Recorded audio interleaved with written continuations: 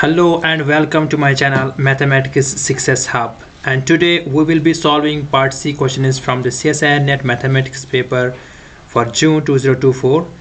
These are crucial for maximizing your score, so let us dive right in. Now here question ID 704100. Now this is simply a Fredholm integral equation. And how to solve a Fredholm integral equation? Now here yx is equal to, this is simply 1 plus x plus cx square and plus this is 2. Now this is integrate from 0 to 1 minus 3xt. Now we integrate from let us integrate separately, first this term and then this term. So we get, this is 2 to bahar aayega, we get 0 to 1, this is 1 and this is yt dt, and minus 3 2, that is 6 bahar aayega, and we get integrate from 0 to 1 xt yt dt. So implies yx is equal to, this is 1 plus x plus 6 cx square and plus this is 2 and let it be c1. इसका नाम हम क्या रखते हैं, integrate 0 to 1 yt dt, that is c1. क्योंकि यहाँ पर दो बार है yt, यहाँ पर भी यहाँ पर, तो यहाँ पर हम क्या रखेंगे, इसके बदले हम कॉन्स्टेंट c1 रखते हैं एंड इसके बदले हम क्या रखेंगे, कॉन्स्टेंट c2 एंड माइनस 6. क्योंकि इंटीग्रेशन यहाँ पर विद रेस्पेक्ट टू t हो रहा है ना, t yt, तो x तो बाहर आएगा, सो 6x बाहर आएगा एंड रिमेनिंग जो है उसका नाम हम क्या रखेंगे, c2, and name it equation number 1. And what is c1? c1 is simply integrate from 0 to 1, this is yt dt. and what is c2? फिर हम बाद में देखेंगे c2 क्या मिलेगा. c2 मिलेगा simply integrate from 0 to 1 tyt. Now पहले हम c1 को सॉल्व करेंगे, तो c1 क्या मिलेगा, this is c1 is equal to, this is integrate from 0 to 1 and what is yt यहाँ पर from equation number first. So यहाँ पर तो yx है, सो yt क्या मिलेगा, x के बदले t रखना है simply. So we get 1 plus t plus c t square plus 2c1 minus 6 t c2 and with respect to t. Okay, so this is equal to,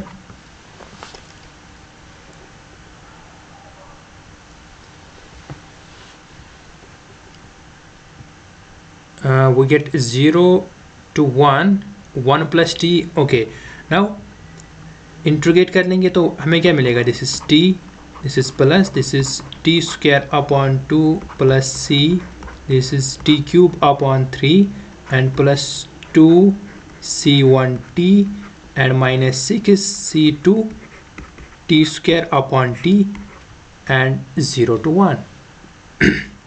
So जब upper limit देंगे तो क्या मिलेगा, this is 1 plus 1 by 2 plus this is c by 3 and plus this is 2 c1 and minus this is 2 and this is 3, that is 3c2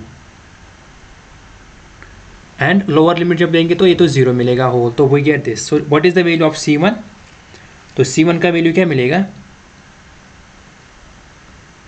सो जब हम c1 निकालेंगे, सो यहाँ पर ये शिफ्ट होगा ना c1, ये तो ये क्या मिलेगा, this is simply minus c1, क्योंकि ये c1 था, दिस इज 2c1, ये यहाँ पे आएगा तो क्या मिलेगा, minus 2c1, so we get minus c1, this is simply, this is 3 upon 2 and plus this is c by 3 minus 3c2 and here, sorry, it is c, okay, this is c by 3.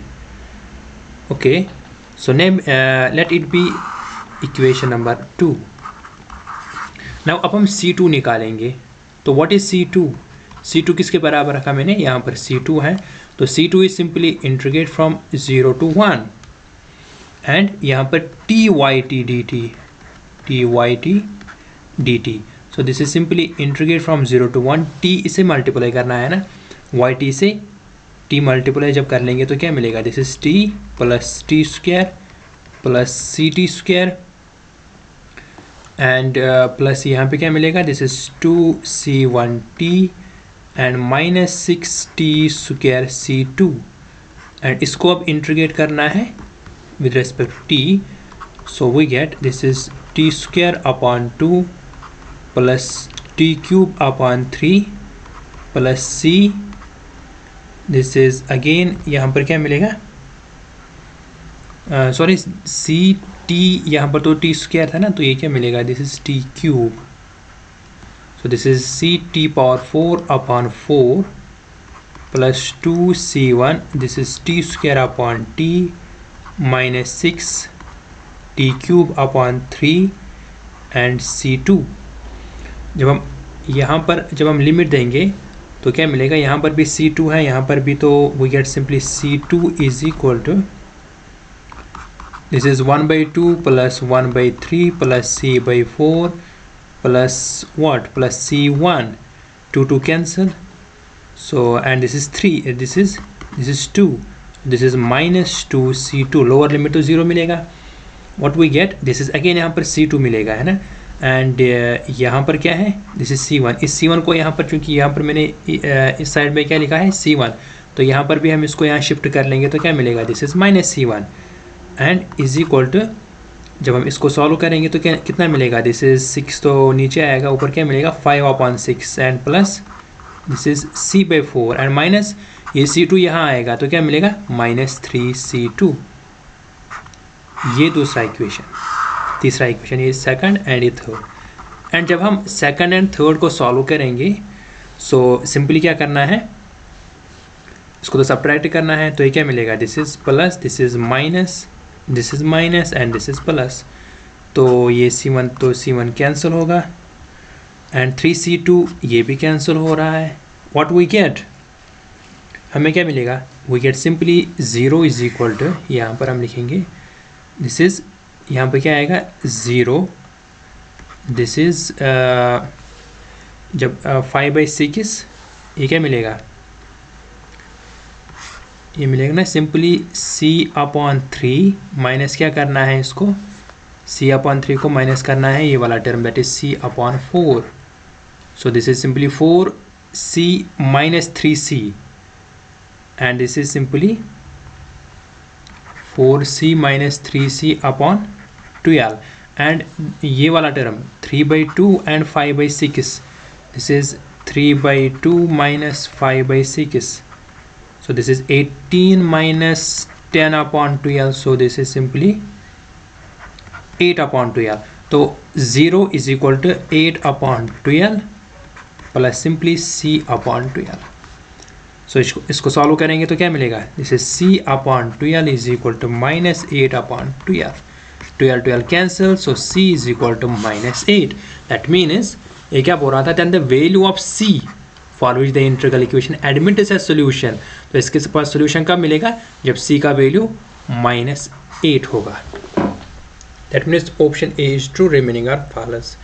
Now next अगर हम देखेंगे यहाँ पर f is a function from R to R and f of x is equal to simply x mod x. f of x का value x mod x. Now चूँकि हम जानते हैं मॉडुलस फंक्शन के बारे में, जब f of x अगर mod x है इसका मतलब क्या होता है, x when x is greater or equal to 0 and minus x when x is less than 0. So this is the definition of mod x. इसका ग्राफ कुछ इस तरह मिलता है ना, यहाँ पर ब्रेकिंग पॉइंट आता है. सो x है जब पॉजिटिव है ग्रेटर एंड नेगेटिव पे क्या आएगा, माइनस x आएगा. नाउ हम यहाँ पर क्या बोल रहा है कि x mod x. So simply mod x को क्या करना है, मल्टीप्लाई ऑफ x से.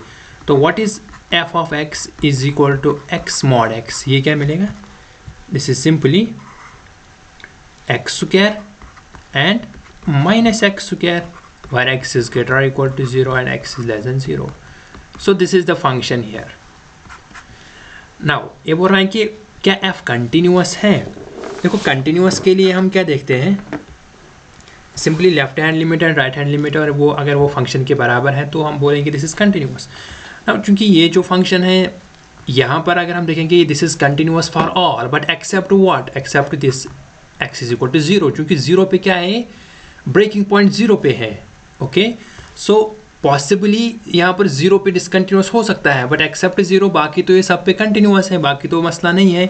तो let us check x is equal to at h is equal to 0 and 0, 0 positive and 0 negative पे हम देखेंगे किसका लिमिट क्या आएगा। ये जो फंक्शन है क्या मैंने बोला है, this is continuous for all x but except what, except at x is equal to 0। Now let us check at x is equal to 0। कैसे चेक करते हैं हम left hand limit and right hand limit से check करते हैं। So limit h tends to 0 positive क्या मिलेगा, this is f of simply 0 plus h and this is limit h tends to 0, यहाँ पर फंक्शन क्या है, h पॉजिटिव के लिए ये फंक्शन है x स्क्वायर, दैट मीन्स यहाँ पर क्या मिलेगा, x is here 0 plus h, so we get 0 plus h whole square and ये क्या मिलेगा 0 plus h whole square, this is simply h square and limit h tends to 0। जब हम limit h tends to 0 देंगे तो क्या मिलेगा 0 and ये कौन सा था, ये था राइट हैंड लिमिट। सिंपली जब हम निकालेंगे सिमिलरली यहाँ पर left hand limit, limit h tends to 0 negative, what we get, this is simply limit h tends to 0 negative, ये क्या मिलेगा f of 0 minus h and ये क्या मिलेगा, this is limit h tends to 0, this is simply 0 minus h and whole square. But यहाँ पर x के बदले क्या है, x स्क्वायर तो है बट यहाँ पर है f ऑफ x के बदले यहाँ पर f of x is equal to minus x square, तो माइनस बाहर आएगा। Got it, okay. So this is limit h tends to 0, this is again ये क्या मिलेगा, ये तो पॉजिटिव है 0 माइनस h, ये तो पॉजिटिव मिलेगा, so we get minus h square. But जब हम h टेंड्स टू 0 रखेंगे तो अगेन तो 0 मिलेगा, दैट मीन्स ये जो लेफ्ट हैंड लिमिट है राइट हैंड लिमिट तो इक्वल है एंड ये फंक्शन के बराबर भी आ रहा है, क्योंकि f ऑफ 0 पे क्या आ रहा है, ओब्वियसली 0 ही आएगा, x के बदले 0 आएगा तो 0 ही आएगा। सो दैट मीन्स ये जो फंक्शन है ये क्या है, दिस इज कंटिन्यूअस, क्योंकि 0 पे खतरा था इसका तो 0 पे कंटिन्यूअस है, तो that means this is continuous for all r। Now let us check about the differentiability. Now differentiable कब होता है, simply f is differentiable at x is equal to a कब होता है, जब इसका जो लिमिट है, लिमिट या अगर हम एक तो डेफिनेशन है इसका left hand derivative and right hand derivative equal आना चाहिए एंड दूसरा जो डेफिनेशन है इसका वो हम इसका इस तरह देखते हैं कि ये जो एफ डैश ऑफ ए है, अगर हम ए पे चेक कर लेंगे तो हम देखते हैं F dash of A that is equal to limit h tends to 0 f of a plus h minus f of a and divide by h। ये जो है f dash of a इसके बराबर होता है अगर ये एग्जिस्ट हुआ, एग्जिस्ट, सो वी से हम क्या बोलेंगे, this function is differentiable at x is equal to what, at x is equal to a। क्योंकि यहाँ पर अगर हम देखेंगे ये वाला फंक्शन तो कंटिन्यूअस है, तो डिफरेंशिएबिलिटी हम देखेंगे क्योंकि डिफरेंशिएबल भी ये है, but at x is equal to यहाँ पर हम 0 की बात कर लेंगे, क्योंकि 0 पे क्या है, ये ब्रेकिंग पॉइंट आ रहा है। तो वैसे सिंपली यहाँ हम देखेंगे कि at h is equal at a is equal to, यहाँ पर a इज इक्वल टू क्या है, अब 0 है। So let us check at 0, so we get simply f dash of 0 क्या मिलेगा, क्योंकि 0 पे ब्रेकिंग पॉइंट आ रहा है ना। ग्राफ भी अगर देखेंगे हम इसका f ऑफ मॉड x को इसका इस तरह आता है तो क्या मिलेगा, this is limit h tends to 0, this is f of 0 plus a के बदले क्या मिलेगा 0, so 0 plus h and this is minus f of 0 upon h, so we get this is limit h tends to 0 f of 0 plus h,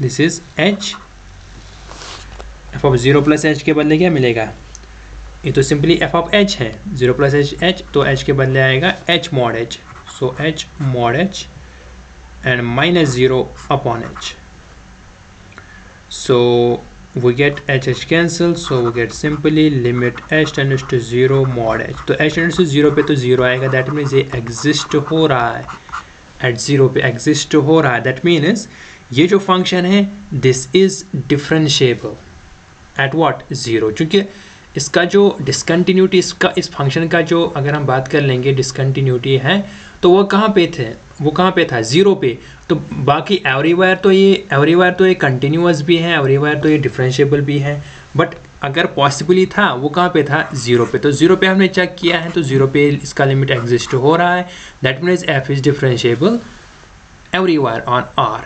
ये बोल रहा है कि only eight 0, ये तो गलत हुआ है, क्योंकि ओनली 0 पे तो नहीं, क्योंकि 0 पे तो ये हमने चेक किया है, बाकी तो हर जगह ये डिफरेंशिएबल ही है।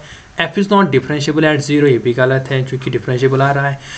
एक तो ये तरीका है। दूसरा जो तरीका है वो क्या है, सिंपली हम left hand derivative and right hand derivative देखते हैं।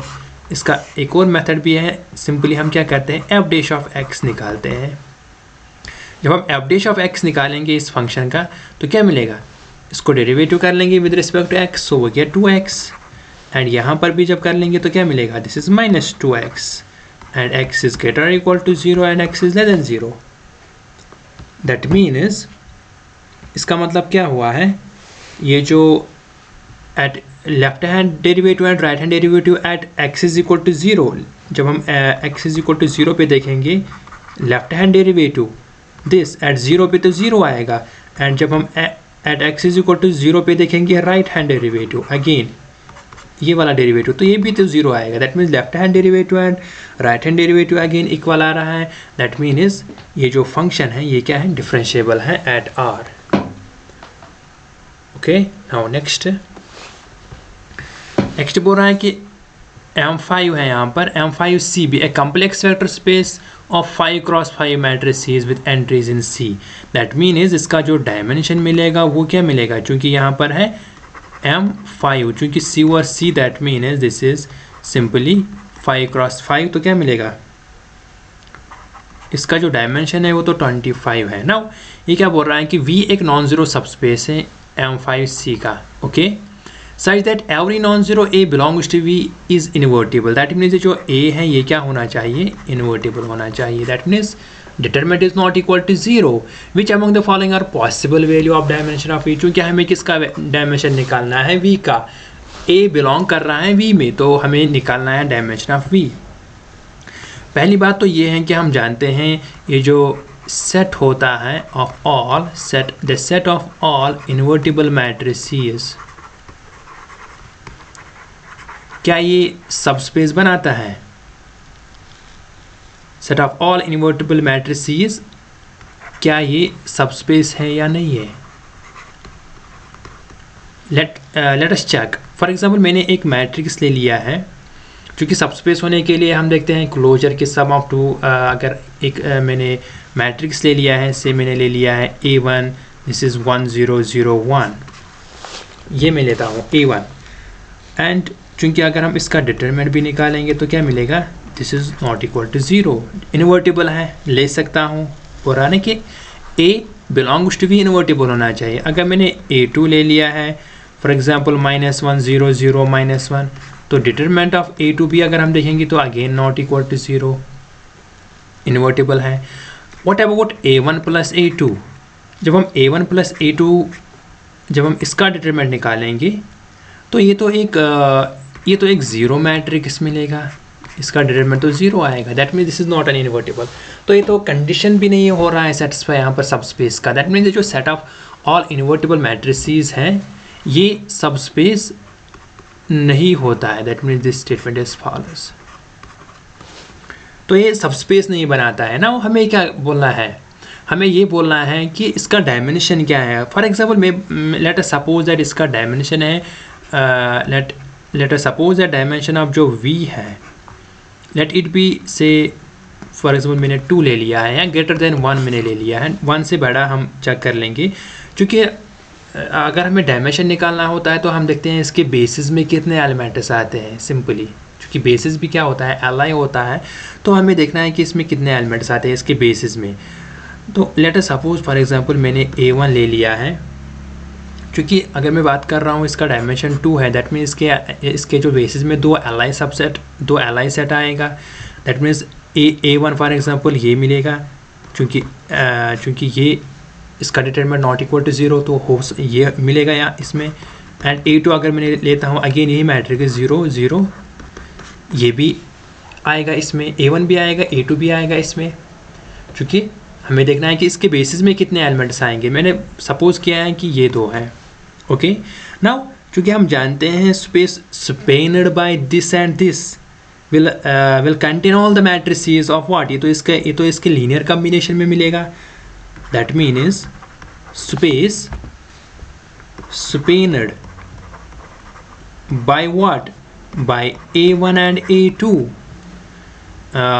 will contain all the matrices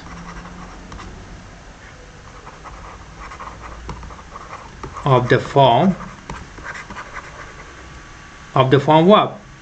what, simply alpha A1 plus beta A2। चूंकि ये तो इसके लीनियर कम्बिनेशन में हमें देखना है कि इसका लीनियर कम्बिनेशन जब हम निकालेंगे तो क्या मिलेगा। This is simply alpha and this is 1 0 0 1 and this is plus beta -1 0 and 0 -1। इसको जब सॉल्व करेंगे तो क्या मिलेगा। This is alpha 0 0 alpha and this is simply plus minus beta 0 0 minus beta.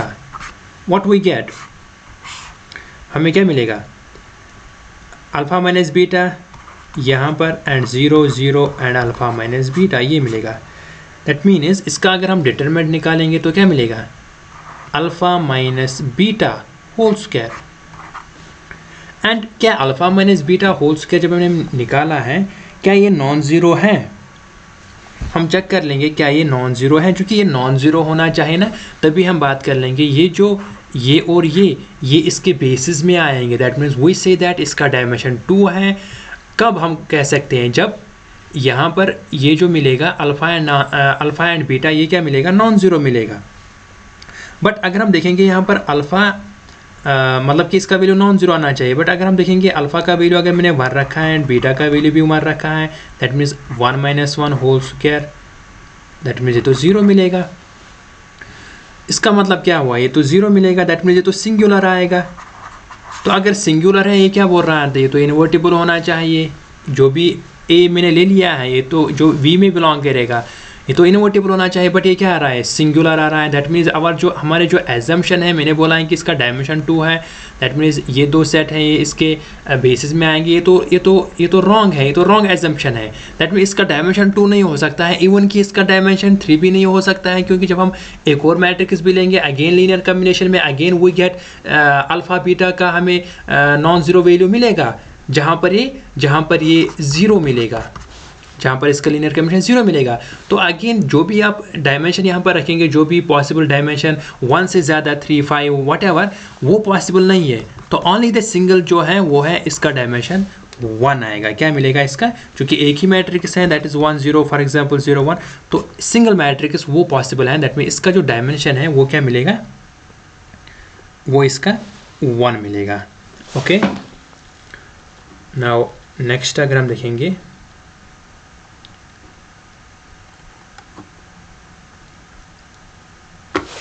next is this. Now this is simply for 2, sorry अगर हम शायद miss हो गया, wait, yes, question ID, this is from the ring theory. Okay, for 2 indeterminates x y, r is equal to f3 of x and s is equal to ry, which of the following statement are true? Very straightforward question है ये। यहाँ पर क्या बोल रहा है कि s, what is the value of, अगर हम बात कर लेंगे s किस टाइप का है, s is simply r and what is r, क्योंकि r का वैल्यू है f3 of x, so this is ry, that means this is f3 xy, this is s। Okay, सारा गेम तो एस पे ही चल रहा है यहाँ पर। तो एस बोल रहा है कि एस क्या पीआईडी है, क्योंकि ये जो एस है, पहली बात तो ये जनरेट हो रहा है 2 वेरिएबल से। ये तो जनरेट हो रहा है, generated by what, X and Y. तो एक्स एंड वाई से जनरेट हो रहा है, तो ओब्वियसली ये पीआईडी तो नहीं होगा। क्यों नहीं होगा, पहले हम देखेंगे कि पीआईडी होता क्या है। पीआईडी क्या होता है, सिंपली क्योंकि ये बोल रहा है कि प्रिंसिपल आइडियल डोमेन, ना पहली बात तो ये होता है कि what is P I, principal ideal क्या होता है, simply ideal and ideal generated by a single element.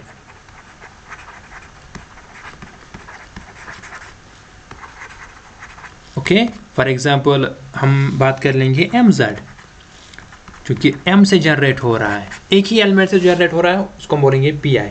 And what is principal ideal domain, principal ideal domain is simply integral domain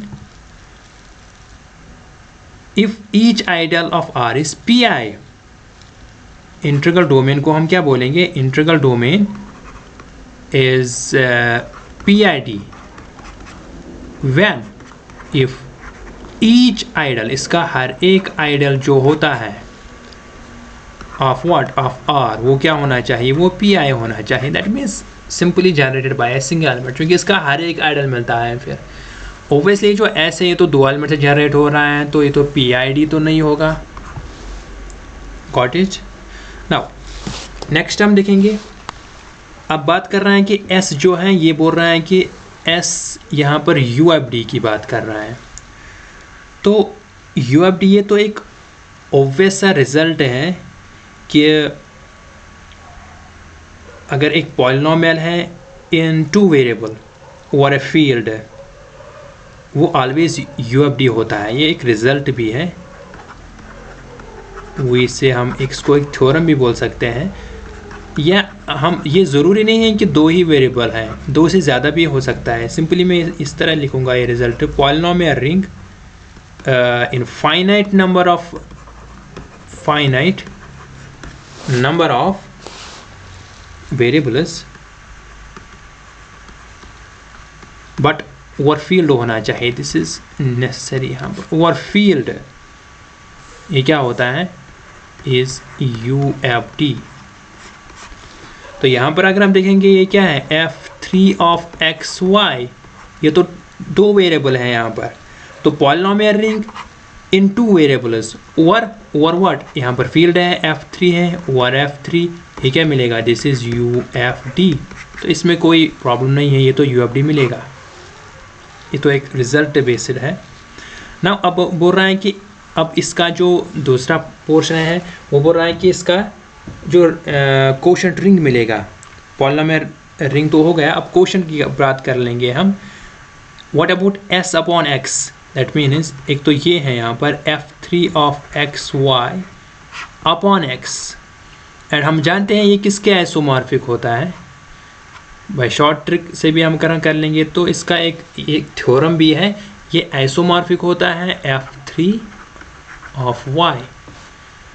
इसको हम बाय थ्योरम से भी हम प्रूव कर सकते हैं। हम सिंपली यहाँ पर x हम बोलते हैं, बाय सिंपलिसिटी हम बोलते हैं कि x कैंसिल हो, वैसे कैंसिल तो नहीं होता है, एक थ्योरम है जहाँ पे ये आइसोमॉर्फिक होता है, f3 ऑफ y के आइसोमॉर्फिक होता है। That means this is generated by a single element. तो हम क्या बोलेंगे, ये तो ऑब्वियसली पी आई डी तो हो जाएगा ना। What about this f3 of X square plus Y square, sorry f3 है यहाँ पर, पहली बात तो ये है, दिस इज f3, s क्या है, f3 of x Y upon X square plus Y square ना। व्हाट अबाउट, क्या ये यू एफ डी होगा, इसके बारे में हम कह नहीं सकते हैं, क्योंकि यहाँ पर इसका जो कोशेंट रिंग मिलेगा ये यू एफ डी तो नहीं होगा। We can't say that this is a unique factorization domain. तो दैट मीन्स अगेन ये भी क्या है, ये भी एक फॉल्स स्टेटमेंट है, this is obvious. Now next अगर हम देखेंगे,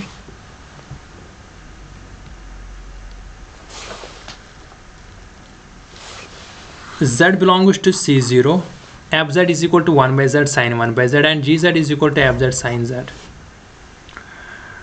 Which of the following statement are true?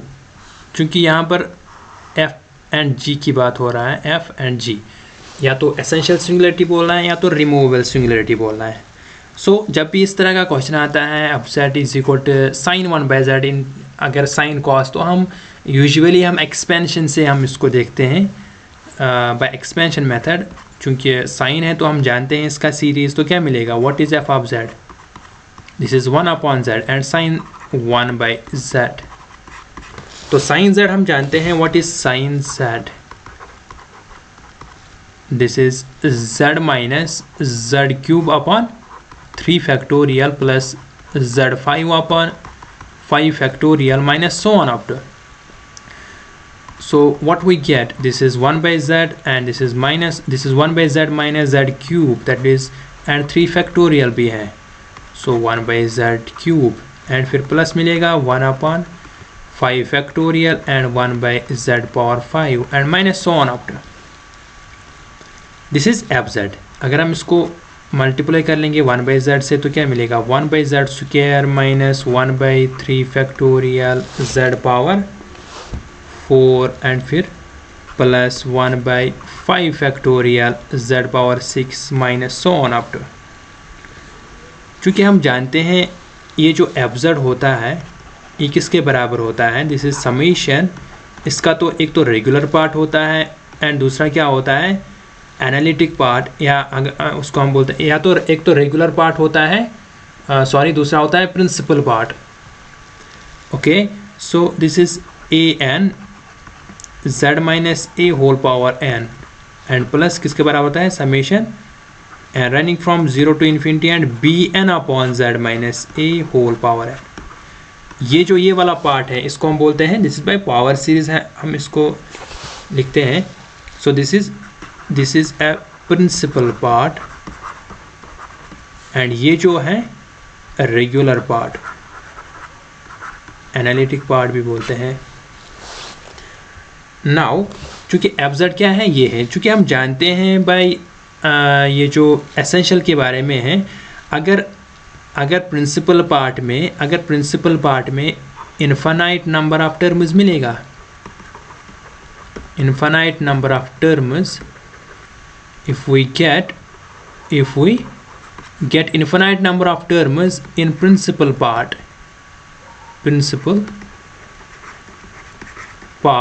उसको हम बोलते हैं, ये क्या मिलेगा फिर, एसेंशियल मिलता है, एसेंशियल सिंगुलरिटी.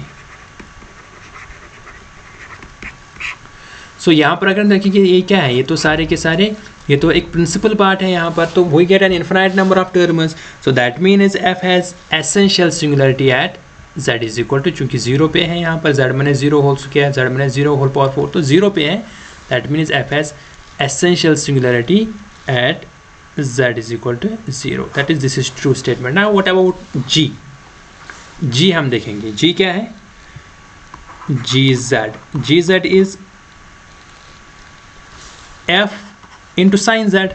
तो व्हाट इज f तो ये है 1 upon z square minus 1 upon 3 factorial z power 4 plus 1 upon 5 factorial z power 6 minus so on after, and multiply sine z करना है, z minus z cube upon 3 factorial फिर plus z5 upon 5 factorial minus so on after. This is sine z and this is fz.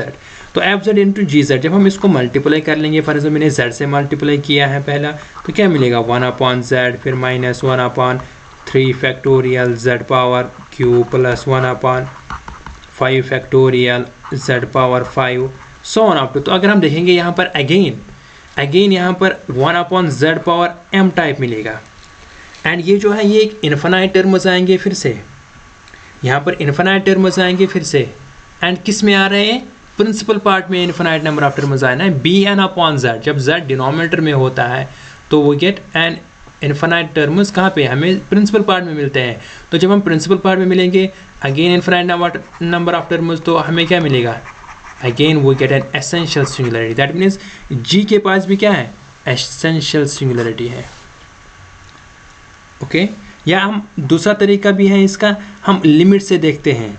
अगर limit for example limit z tends to z not f of z, अगर ये exist नहीं हुआ, does not exist, तो हम क्या बोलेंगे, essential singularity, essential singularity. And अगर limit z tends to z not f of z infinity आता है तो हमें पोल मिलता है, एंड अगर एग्जिस्ट फाइनाइटली मिलेगा, ये भी दूसरा मेथड है इसका, हाउ टू चेक दिस इधर है रिमूवेबल और एसेंशियल और पोल। सो अगर एग्जिस्ट फाइनाइटली मिलेगा तो रिमूवेबल होता है उस टाइम। ओके, तो अगर हम यहाँ पर भी देखेंगे 1/z sin z, चूँकि ये तो ऑसिलेट कर रहा है, इसका लिमिट तो एग्जिस्ट नहीं होगा, दैट इज़ वाई ये एसेंशियली मिलेगा। ओके, क्योंकि जब हम z टेंड्स टू 0 यहाँ पर रखेंगे तो ये क्या मिलेगा, ये तो डज नॉट एग्जिस्ट करेगा ना, क्योंकि ये ऑसिलेट कर रहा है sin 1/z, that is why ये एग्जिस्ट नहीं होगा, दैट मीन इज रिमूवेबल तो नहीं मिलेगा, only we get an essential singularity. Now next अगर हम देखेंगे a and b a bounded sequence of real numbers such that a n tends to 0 does not exist, limit n tends to infinity a n does not exist, and s यहाँ पर है there exists a subsequence and जो converge कर रहा है l पे। हमें ये बताना है कि क्या s एम्प्टी है, s के पास कितने एलिमेंट्स हैं, तो s में क्या है, s में एक सबसिक्वेंस है। क्योंकि कोई भी बाउंडेड सीक्वेंस हम लेंगे, बाउंडेड पे यहाँ पर बोल रहा है, फॉर एग्जांपल मैंने ले लिया है an, एक सीक्वेंस मैंने ले लिया है से -1 power n, bounded sequence of real numbers. Okay, and इसका लिमिट तो ओब्वियसली एग्जिस्ट तो नहीं होगा। अगर हम इसका सबसीक्वेंस देखेंगे, एक सबसीक्वेंस तो यहाँ पर -1 -1 फॉर एग्जांपल a3n अगर मैं लेता हूँ, दूसरा मैंने ले लिया है a2n, तो क्या मिलेगा, दिस इज़ 1 1 1, ये मिलेगा एक सबसीक्वेंस, तो ये मिलेगा, दूसरा सबसीक्वेंस ये मिलेगा। एंड अगर हम इसका l निकालेंगे, क्या बोल रहा है कि सबसीक्वेंस है कन्वर्जेस टू l, अगर हम इसका लिमिट निकालेंगे तो इसका लिमिट पॉइंट -1 आएगा एंड इसका लिमिट पॉइंट जो है वो क्या मिलेगा, क्योंकि ये 1 पे कन्वर्ज हो जाएगा। ओके, दोनों के दोनों सबसीक्वेंस कन्वर्जेस टू l, यहाँ पर l -1 है, यहाँ पर l 1 है। ना ये क्या बोल रहा है कि which of the following statement are necessarily true, बोल रहा है कि S is an empty set. क्या S एम्प्टी है? देखो S तो एम्प्टी नहीं कह सकते हैं ना, क्योंकि बाय बोल्ज़ानो-वेयर्ट्रास थ्योरम, बाय बोल्ज़ानो-वेयर्ट्रास थ्योरम क्या बोलता है, every bounded sequence has a limit point। मैंने इन जनरल कोई भी बाउंडेड सीक्वेंस ले लिया है, बट ये ज़रूरी नहीं है कि हम यहाँ पर डिस्कार्ड तो नहीं कर सकते हैं, बट हम इस थ्योरम पे तो हम बोलेंगे ना, क्योंकि हर एक बाउंडेड सीक्वेंस के पास क्या होता है, लिमिट पॉइंट होता है, एटलीस्ट 1 तो मिलेगा। किसमें, यहाँ पर S में, क्योंकि S में सब सीक्वेंस कन्वर्जेस टू L, क्योंकि बाउंडेड आ रहा है हर एक बाउंडेड सीक्वेंस, क्योंकि an क्या है, बाउंडेड है, तो S बोल रहा है एम्प्टी है, गलत है, एम्प्टी तो नहीं होगा। एग्जैक्टली 1 एलिमेंट, बोल रहा है कि S के पास एग्जैक्टली एक एलिमेंट है, बट मैंने एक बाउंडेड सीक्वेंस ले लिया है an, एंड इसके जो लिमिट पॉइंट्स आ रहे हैं 1 एंड -1 आ रहे हैं, कितने आ रहे हैं, 2 आ रहे हैं। क्या बोल रहा है कि एग्जैक्टली 1, नॉट नेसेसरली, क्योंकि यहाँ पर नेसेसरली पूछा है। Okay, now S has at least 2 elements, so हम देखेंगे एटलीस्ट मिलेगा या नहीं मिलेगा। And S has a finite, S has to be a finite set. क्या S फाइनाइट हो जाएगा, दैट मीन्स क्या S में finite number of limit points हो रहा है, क्योंकि यहाँ पर तो फाइनाइट हो रहा है, यहाँ पर तो 2 भी हो रहे हैं, बट नेसेसरी कौन सा ट्रू है, हम इसको डिस्कार्ड तो नहीं कर सकते हैं ना अभी, क्योंकि फाइनाइट इसमें भी आ रहे हैं। नाउ एक और एग्जांपल हम लेंगे, फॉर एग्जांपल मैंने ले लिया है an इज इक्वल टू से sin n। अगर हम इसमें देखेंगे अगेन ये बाउंडेड है, क्योंकि हम जानते हैं -1 lesser equal to sin n and lesser equal to 1 for all n belongs to n। And यहाँ पर अगर हम देखेंगे इसके जो लिमिट पॉइंट्स आ रहे हैं वो क्या आएगा, क्योंकि ये -1 to 1 आ रहा है, ऑसिलेट हो रहा है किसमें, -1 से 1 में, तो दैट मीन्स एक तो ये बाउंडेड है, बाउंडेड तो ये है ओब्वियसली है, एंड इसके जो लिमिट पॉइंट्स हैं, लिमिट पॉइंट्स वो क्या होंगे, वो तो एक एंटायर इंटरवल हो जाएगा ना। कौन सा इंटरवल, -1 to 1, इसमें तो infinite number of limit points आएंगे। ओके, तो ये क्या बोल रहा है कि सारे के क्योंकि वो भी सारे के सारे कन्वर्ज हो जाएंगे जब हम इसके सबसिक्वेंस निकालेंगे। तो इसके पास तो infinite number of limit points आ रहे हैं। ये बोल रहा है कि has to be a finite set. Again this is a wrong statement. So the necessary statement is only चूँकि एटलीस्ट 2 एलिमेंट तो हो जाएगा इसमें, चूँकि एक बाउंडेड सीक्वेंस में लेता हूँ तो उसके पास एक वहाँ पे एक सबसिक्वेंस एग्जिस्ट होगा जिसके पास एटलीस्ट 2 एलिमेंट हो गए। That means option second is true. Now next अगर हम देखेंगे यहाँ पर this one, f from r square to r f of x y is this. हमें चेक करना है कि partial f by partial x, that means we have to check f x exists, f y exists और not. So let us check one by one. First हम चेक कर लेंगे what is partial F by partial x. क्योंकि हम जानते हैं partial F by partial x क्या होता है, किसके बराबर होता है। ये होता है limit H tends to 0 F of H 0 and minus F of 0 0 and divide by क्या आता है, divide by H. Okay, so this is simply limit H tends to 0। What is F of H 0? क्योंकि यहाँ पर x क्या है, this is X Y, x is equal to H and y is equal to 0। क्योंकि x पे आ रहा है, यहाँ पर x पे बोल रहा है, y पे कंडीशन नहीं है। किस पे कंडीशन है, x पे। तो x is not equal to 0 and x is equal to 0। क्योंकि नॉन जीरो किस में है, h में है। दैट मीन्स कौन सा लिखना है मुझे, ये लिखना है। सो क्या मिलेगा जब हम f ऑफ h 0 रखेंगे, क्योंकि h 0 जब हम इसमें रखेंगे x के बदले क्या रखना है, f of h 0, so what we get, अगर हम यहाँ पर f of h 0 निकालेंगे तो क्या मिलेगा, ये टर्म रखना है ना। तो दिस इज h एंड यहाँ पर y इज इक्वल टू 0 है। तो जब 0 है यहाँ पर y इज इक्वल टू 0, ये तो सारा का सारा 0 ही मिलेगा, 0 समथिंग 0।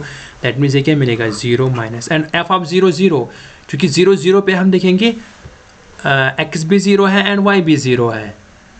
तो हम अगर हम यहाँ पर रखेंगे, क्योंकि यहाँ पर नहीं रखना है ना, that is the point here. Confuse नहीं होना है कि हम बोलेंगे यहाँ पर रखना है फिर ये तो 0 बाई 0 आएगा तो एल हॉस्पिटल रूल लगेगा, तो ऐसा नहीं है।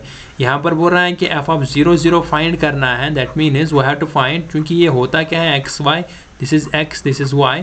तो यहाँ पर x इज इक्वल टू 0 की बात हो रहा है। तो जब भी यहाँ पर x इज इक्वल टू 0 की बात हो रही है, उस टाइम क्या है, उस टाइम तो ऑलरेडी इसका वैल्यू 0 है। दैट मीन्स यहाँ पर तो 0 आएगा and upon h, that means this is 0।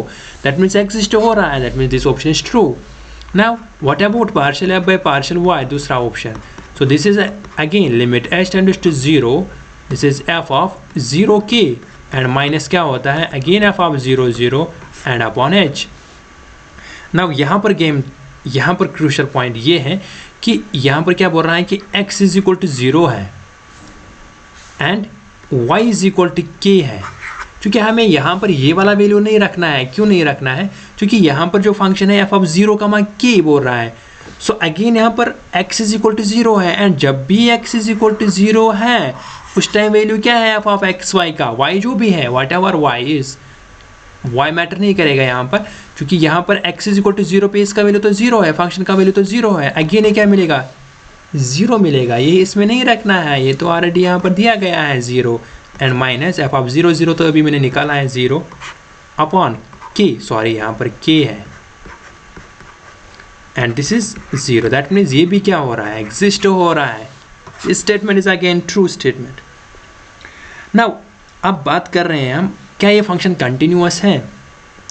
सो हम कंटिन्यूटी चेक कर लेंगे एट 0 0 पे। तो हम क्या करते हैं, हम यहाँ पर देखते हैं कि पाथ्स हम देखते हैं कि जो भी पाथ हम देखते हैं, फॉर एग्जांपल ऑरिजिन में हम देखते हैं अगर हमारे पास डिफरेंट पाथ्स मिलेंगे, बट हमारे पास जो लिमिट है वो क्या आना चाहिए, वो यूनिक आना चाहिए। अगर हमें लिमिट यूनिक मिलेगा तो हम चेक करते हैं डिफरेंट पाथ से। y is equal to M X, मैंने एक पाथ चेक किया है, दूसरा एम एक्स स्क्वायर। तो हम बहुत सारे पाथ्स चेक करते हैं जो कि ऑरिजिन में पास हो रहे हैं। अगर उनका लिमिट जो है यूनिक आएगा तो हम बोलेंगे this function is a continuous. Now let us check, अगर हमने y is equal to say M X रखा है तो क्या मिलेगा, this is simply limit h tends to 0, limit h tends to 0 and y is equal to mx, तो y के बदले क्या मिलेगा यहाँ पर, y is equal to mx, तो y is equal to mx and this is x square plus m square x square and इसका जो रूट भी है एंड नीचे क्या मिलेगा, x मिलेगा एंड यहाँ पर limit x tends to 0 and यहाँ पर अगर हम देखेंगे x तो बाहर आएगा एंड यहाँ पर एक x स्क्वायर तो बाहर आएगा, x तो x टेंड्स टू 0 पे तो 0 आएगा, दैट मीन्स एग्जिस्ट हो रहा है। बट हम एक बात पे थोड़ी ही कह सकते हैं कि ये फंक्शन कंटिन्यूअस है, हमें तो बहुत सारे फंक्शंस, हमें तो बहुत सारे पाथ चेक करने होते हैं। हर एक का लिमिट जो है वो क्या होना चाहिए, वो यूनिक होना चाहिए। So let us check another, for example अगर मैं यहाँ पर चूँकि f का वैल्यू क्या है, f का वैल्यू जो है this is simply y x square plus y square and upon क्या मिलेगा x। सो अगर मैंने यहाँ पर x is equal to y square रखा है, अगेन ये भी एक ऑरिजिन में पास हो रहा है। So what we get, f का वैल्यू क्या मिलेगा, चूँकि x ये तो y में कन्वर्ट हुआ है, that means limit y tends to 0 and this is y x square के बदले m square y power 4 plus y square and root and नीचे क्या मिलेगा x, that is my square. So we get this is limit y tends to 0 and here it is y and यहाँ पर y square तो बाहर आएगा ना, तो क्या मिलेगा, ये तो y आएगा बाहर, that is y square and this is here m square y square plus 1 and root नीचे क्या मिलेगा y स्क्वायर एंड m भी है, y स्क्वायर कैंसिल एंड जब हम y रखेंगे 0 तो ये क्या मिलेगा 0 plus 1 that is 1। So what we get simply 1 upon m। That mean is मैंने दूसरा पाथ चूज़ किया है, उस पर तो ये 1 अपॉन m पे, यहाँ पर तो 0 आ रहा है, यहाँ पर 1 अपॉन m आ रहा है and we get different values for different values of m। For example m1 रखा है तो 1/2 आएगा, m3 रखा है तो 1/3 आएगा।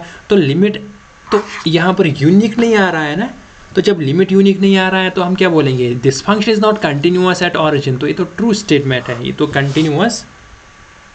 कंटिन्यूअस नहीं है फिर। ओके नाउ अब हम चेक कर लेंगे क्या डिफरेंशिएबल है, तो वो तो हम जानते हैं, ये तो एक ऑब्वियस सा रिजल्ट है।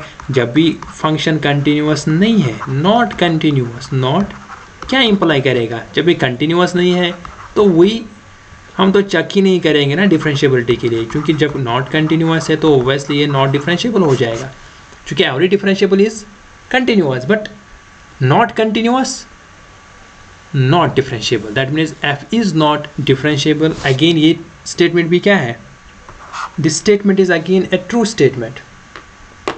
ओके